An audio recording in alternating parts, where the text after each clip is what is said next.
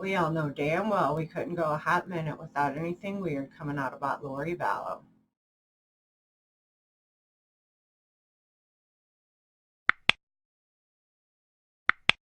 Hi friends, how are we doing today?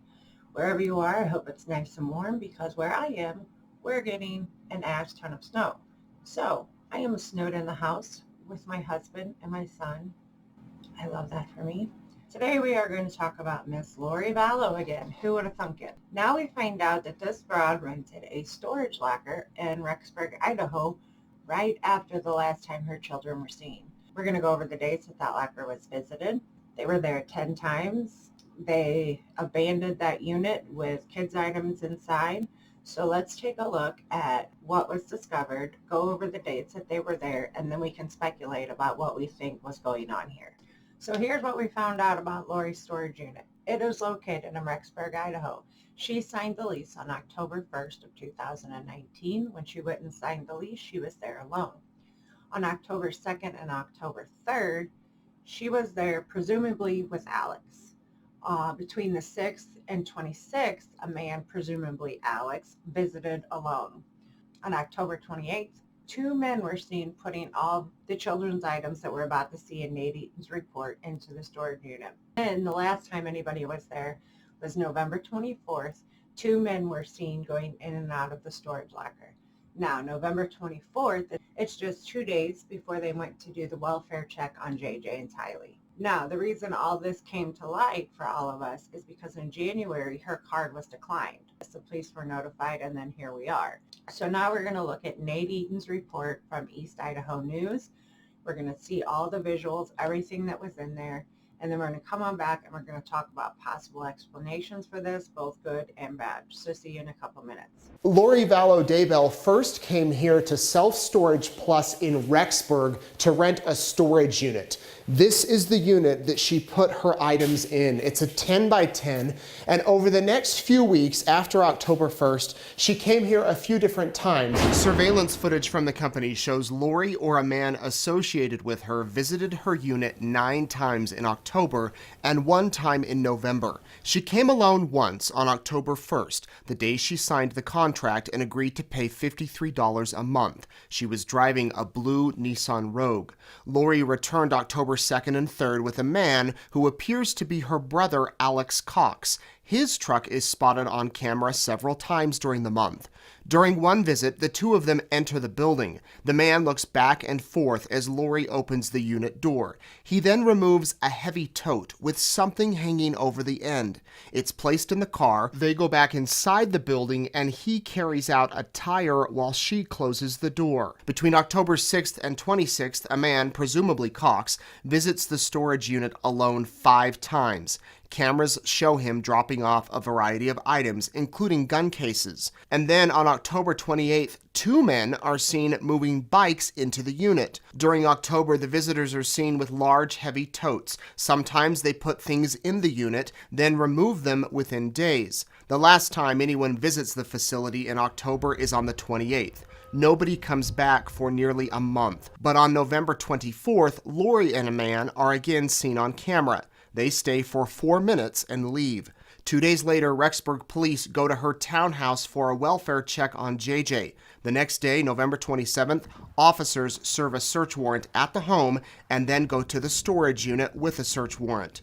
Inside, they find bikes, a scooter, winter clothing, a photo album with pictures of the children, sports equipment, a backpack with JJ's initials, a jersey with Colby's name, Lori's oldest son, along with ice skates and blankets. One showing photos of JJ, the other with pictures of Tylee.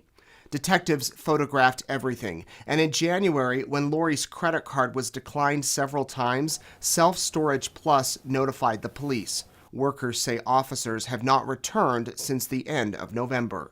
Workers have reached out to Daybell multiple times, but they have been unsuccessful in reaching her, and she has not contacted them.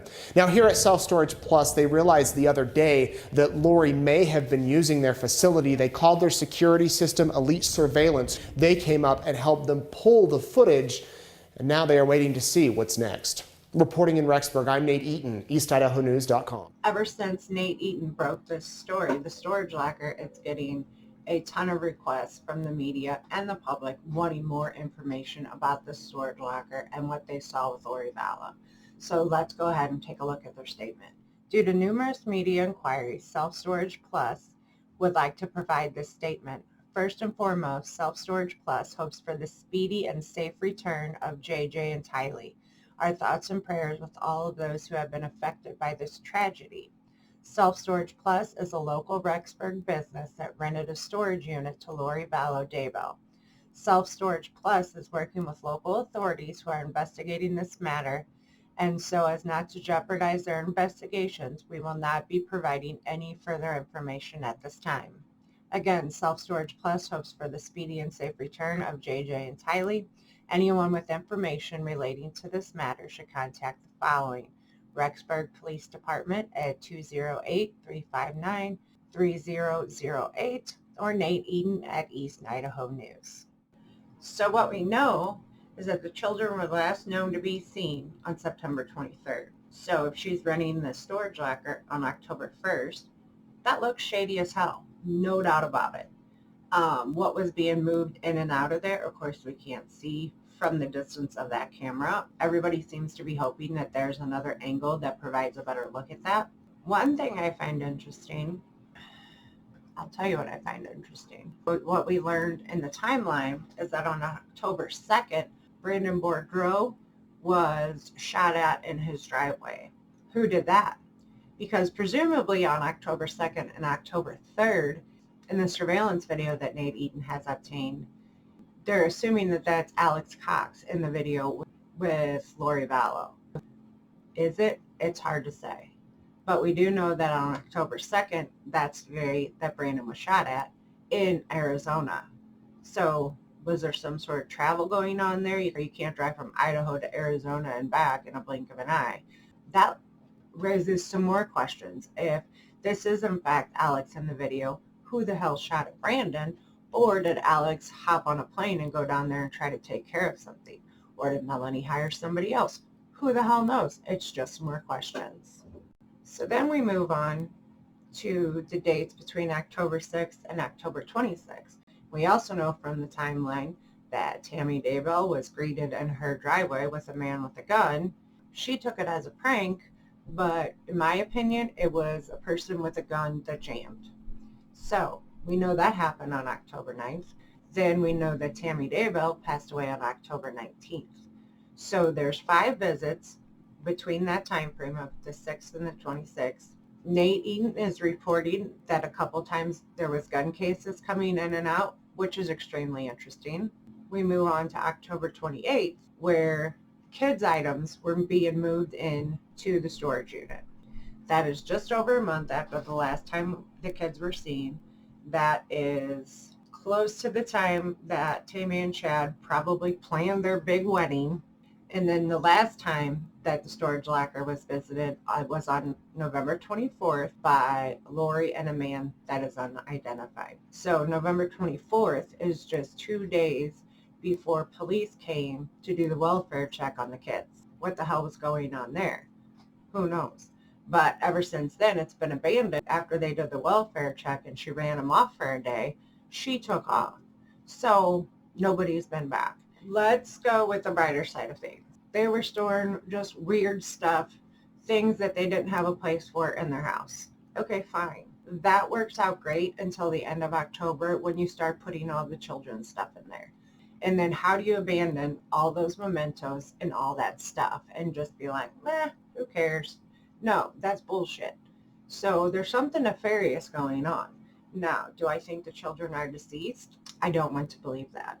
If I had to give my honest opinion, I believe based on some research that there are groups in that area that will take in children, shuffle them around, and treat them like shit.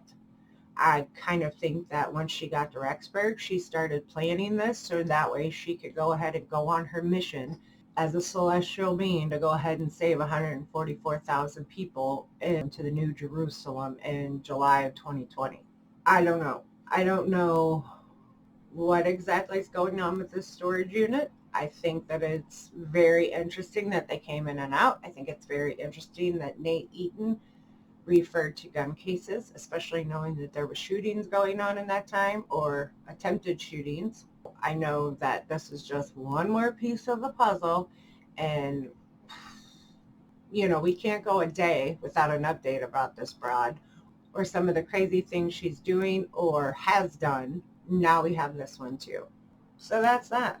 We can go on and on with theories about could they have had something horrible happen to them and they're no longer with us, or are they being shuffled around and treated like shit in some crazy group that this broad belongs to?